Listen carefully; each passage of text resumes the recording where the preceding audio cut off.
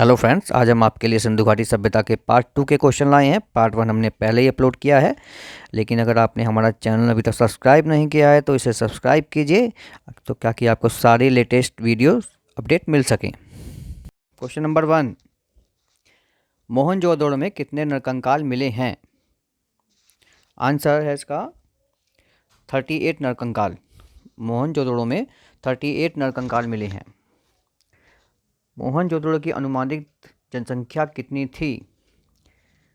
इसका आंसर है 41,000, 41,000 लोग अनुमानित जनसंख्या थी मोहनजोदड़ो की। सिंधु सभ्यता में किन स्थलों में हिंसा के साक्ष्य मिले हैं? आंसर है इसका नाल और डाबरकोट से।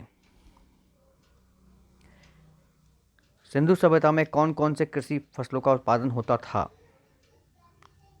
इसका आंसर है गेहूं, जौ, तिल, बाजरा और कपास। ये फसलें थीं। इसके अलावा भी अन्य फसलें थीं, लेकिन मुख्य फसलें यही थीं: गेहूं, जौ, तिल, बाजरा और कपास। सिंधु सभ्यता के किस स्थल से विशाल अन्नागार मिला है? आंसर है इसका मोहनजोदड़ो से। मोहनजोदड़ो में विशाल अन्नागार मिला है, जहां पर अतिरिक्त उत्पादन को रखा जाता था, समय पड़ने पर उसको निकाला जाता था। सिंधु सभ्यता में कौन कौन से पशुओं की जानकारी थी? इसका आंसर है भेड़, बकरी, बैल, हाथी, इन सब की जानकारी थी। कुछ लोग बोलते हैं कि घोड़े की जानकारी सिंधु सभ्यता में नहीं थी, लेकिन आपको जैसा मालूम है कि सिंधु सभ्यता के कुछ क्षेत्रों से घोड़े की भी अवशेष मिले हैं। सिंधु सभ्यता में मूर्तिकला की जानकारी थी, ऐसा कौन सा साक्ष्य मिला है? मोहनजोदड़ो से नर्तकी की मूर्ति का मिलना एक बड़ा साक्ष्य है कि सिंधु सभ्यता के लोगों को मूर्तिकला की जानकारी थी। सिंधु सभ्यता का समाज कैसा था?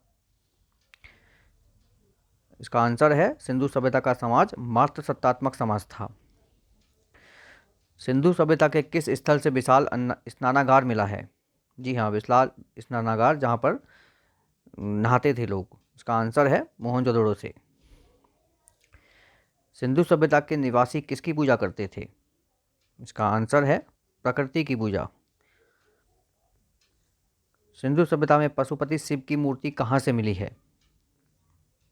इसका आंसर है मोहनजोदड़ो से। सिंधु सभ्यता के किस स्थान से घोड़े के अवशेष मिले हैं? घोड़े के अवशेष, जैसा कि बताया गया है पहले आपको कि सिंधु सभ्यता के लोगों को घोड़े की जानकारी नहीं थी, लेकिन बाद में खुदाई में वहाँ से घोड़े के अवशेष मिले हैं। इसका आंसर है सुरकोटदा। सुरकोटदा से घोड़े के अवशेष मिले हैं। सिंधु सभ्यता के किस स्थान से जला हुआ कपाल मिला है? इसका आंसर है चनूदड़ो से। चनूदड़ो से एक जला हुआ कपाल मिला है। सिंधु सभ्यता के निवासी कपास को क्या कहते थे? ये काफ़ी इंपॉर्टेंट क्वेश्चन है। इसका आंसर है सिंडन। सिंडन के नाम से सिंधु सभ्यता के लोग कपास को जानते थे। सिंधु सभ्यता में मातृ देवी की मूर्ति कहाँ से मिली है? इसका आंसर है हड़प्पा और मोहनजोदड़ो, दोनों जगह से मातृ देवी की मूर्ति मिली है। सिंधु सभ्यता के किस स्थान से चूड़ियाँ और कंगन के अवशेष मिले हैं? इसका आंसर है कालीबंगा से। कालीबंगा से चूड़ियों और कंगन के अवशेष मिले हैं।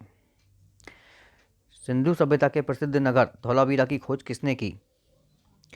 इसका आंसर है जगतपति जोशी ने 1968 में की थी।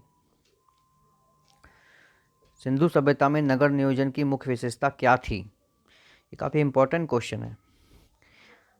सिंधु सभ्यता में समकोण पर काटती सड़कें और जल निकासी हेतु नालियाँ वहाँ के नगरों की मुख्य विशेषता थी, क्योंकि वहाँ की सड़कें जो हैं समकोण पे काटती थीं और 5-5.5 मीटर चौड़ी थीं, और जल निकासी हेतु नालियाँ भी वहाँ बनाई गई थीं। सिंधु सभ्यता का प्रसिद्ध नगर धौलावीरा वर्तमान में किस राज्य में स्थित है? इसका आंसर है गुजरात में। गुजरात में स्थित है धौलावीरा। मोहनजोदड़ो का शाब्दिक अर्थ क्या है? ये काफ़ी इंपॉर्टेंट क्वेश्चन और काफ़ी एग्जाम में आता है। इसका आंसर है मृतकों का टीला। सिंधु सभ्यता का भौगोलिक आकार कैसा था?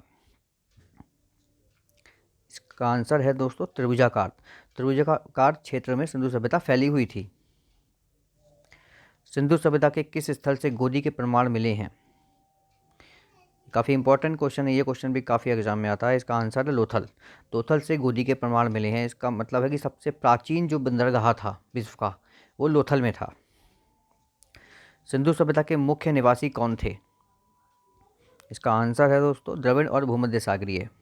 ऐसा माना जाता है कि फिर मतलब कुछ विद्वान मानते हैं कि आर्य लोगों ने आकर सिंधु सभ्यता का विनाश किया और वहाँ पर द्रविड़ और भूमध्य सागरीय लोगों को भगा दिया, वहाँ से उनको मारा, या फिर धीरे धीरे वो सिंधु सभ्यता उजड़ गई।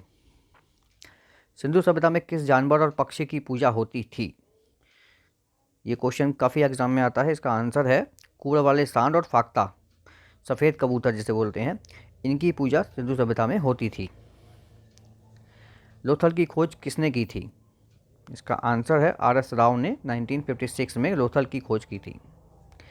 रंगपुर की खोज किसने की?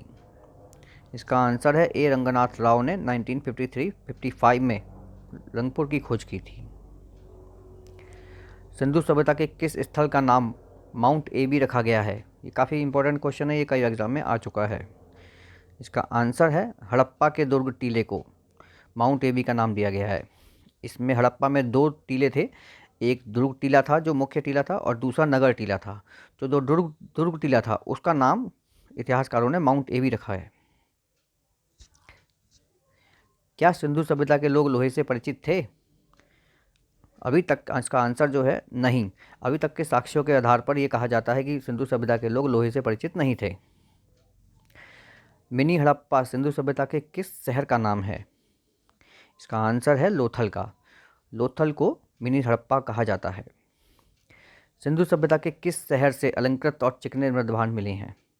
ये क्वेश्चन काफ़ी एग्जाम में आता है। इसका आंसर है रंगपुर से। सिंधु सभ्यता का कौन सा स्थल उत्तर प्रदेश में स्थित है? ये क्वेश्चन भी काफ़ी एग्जाम में आता है। इसका आंसर है आलमगीरपुर। ये वर्तमान मेरठ में